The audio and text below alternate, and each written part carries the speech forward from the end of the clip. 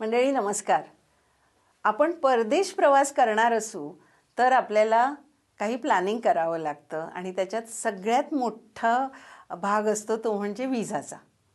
आणि बऱ्याच लोकांना ह्या विजाचं टेन्शन येतं की विजा नाही दिला तर मला जायचंच नाही त्या कंट्रीला, असा विचार येतो मनात. पण मंडळी, प्लॅनिंग केलं तर सगळं व्यवस्थित होऊ शकतं.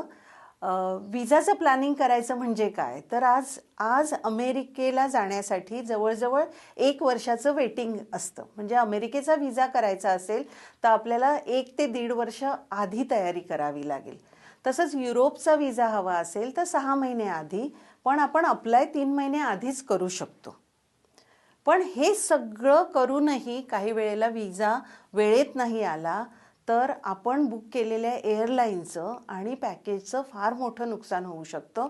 म्हणून विजा करताना एक काहीतरी मोलाचा सल्ला घेण्याची गरज आहे. बरेचदा आम्ही विजासाठी सल्ला देतो की विजा करताना काय काय काळजी घ्यायला पाहिजे. तर तुम्ही नॉन रिफंडेबल तिकीट काढण्याच्या ऐवजी विजा जोपर्यंत येत नाही किंवा तिकीट काढावंच लागलं तर रिफंडेबल तिकीट आपण काढू शकतो. त्याच्यानंतर विजाला लागणारे डॉक्युमेंट्स त्याची तयारी व्यवस्थित करायला हवी.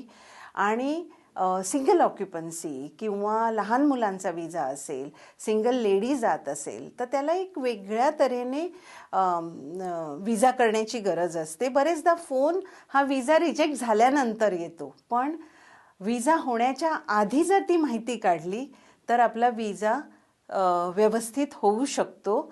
साऊथ ईस्ट एशिया, दुबई ह्या विजाला फार वेळ लागत नाही, पण युरोप, अमेरिका, कॅनडा या विजासाठी काळजी घ्यावी लागते.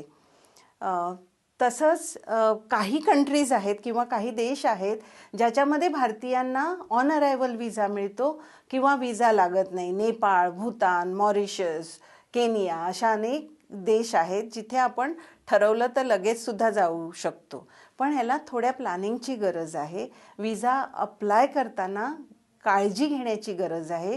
केसरीसोबत 50 लोकांची विजा टीम आहे आणि आम्ही 24/7 आपल्याला विजाची माहिती देण्यासाठी, विजाचा सल्ला देण्यासाठी तयार आहोत मंडळी. तर विजा ही महत्त्वाची बाब आहे, इग्नोर करता येणार नाही मंडळी. आपल्याला विजाची काळजी घ्यायला हवी आणि त्याप्रमाणे नियोजन करायला हवं. विजा देणं हे संपूर्णपणे कौन्सिलरच्या मर्जीवर जरी असलं तरी त्या विजा रिजेक्ट न होण्यासाठी काय करता येईल, त्याचे डॉक्युमेंट्स बरोबर असायला पाहिजे, त्याची मांडणी व्यवस्थित असायला पाहिजे, त्याच्याविषयी नॉलेज असायला पाहिजे, किती आधी करायचा, ह्या सगळ्या गोष्टींची जर आपण काळजी घेतली तर बऱ्यापैकी विजा रिजेक्ट होत नाही. उदाहरणच द्यायचं झालं तर ब्लँक पासपोर्टवर आम्ही नेहमी म्हणतो की ब्लँक पासपोर्टवर विजा, युरोपचा किंवा अमेरिकेचा विजा घेऊ नये. ब्लँक पासपोर्टवर मिळतच नाही का तर मिळू शकेल, पण चान्सेस मग रिजेक्शनचे वाढतात.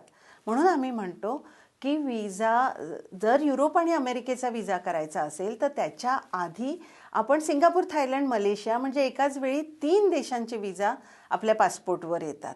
तसं केलं तर आपले रिजेक्शनचे चान्सेस कमी होतात. आणि त्याच्यासाठी 50 लोकांची केसरीची टीम आहे आपल्या विजाचा सल्लागार म्हणून.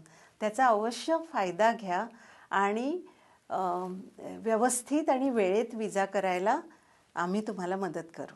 धन्यवाद.